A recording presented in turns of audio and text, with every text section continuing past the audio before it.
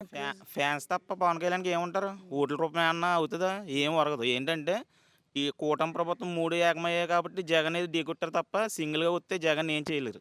జగన్ మళ్ళీ అధికారం త్వరలో రాబోతుంది. 2027కి 27కి జమిలీ ఎన్నికల్లో జగన్ ప్రభంజనం సృష్టిస్తాడు. ఎలా చెప్తున్నారన్న 10, 15 ఇయర్స్ మేమే ఉంటాం, కూటమి ప్రభుత్వమే ఉంటది.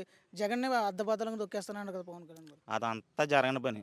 పవన్ కళ్యాణ్ దమ్ముంటే సింగిల్‌గా రమ్మను. హ్మ్. టీడీపీని సింగిల్‌గా రమ్మను. హ్మ్. బీజేపీని సింగిల్‌గా రమ్మను. హ్మ్. అప్పుడు ఎవరొస్తారో అప్పుడు జనమే నిర్ణయిస్తారు. అంటే ప్రజల మంచి కోసమే మేము కలిసి వస్తున్నామని చెప్పేసి అంటున్నారు కదా. ఇప్పుడు కలిసి వస్తున్నారు కరెక్టే. 6 పథకాల్లో ఏదో 4 పథకాలని చెయ్యాలి కదా! హ్మ్. ఇప్పుడు ఉచిత గ్యాస్ అన్నారు. హ్మ్. దళితులకు పెన్షన్ పెంచుతానన్నారు. ఏం పెంచారు? హ్మ్. హ్మ్. మీరే చెప్పండి. హ్మ్. హ్మ్. మరి 50 సంవత్సరాలకి పింఛన్ కల్పిస్తున్నామని చెప్పేసి అన్నారు కదా. ఇంకెక్కడన్నా? హ్మ్. ఇప్పుడు కలిపిందే మనం మాట్లాడుకోవచ్చు.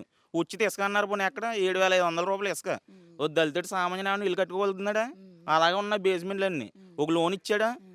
ఇప్పుడు ప్రభుత్వం వచ్చి 2 నెలల క్రితం ఏమన్నాడు? హ్మ్. పెండింగ్ లోన్లు ఏసేస్తానన్నాడు. ఇప్పుడు ఒక రూపాయి ఏసాడా? హ్మ్. కొవ్వులు తప్ప ఏమీ లేదు ప్రభుత్వంలో. హ్మ్. జీరో.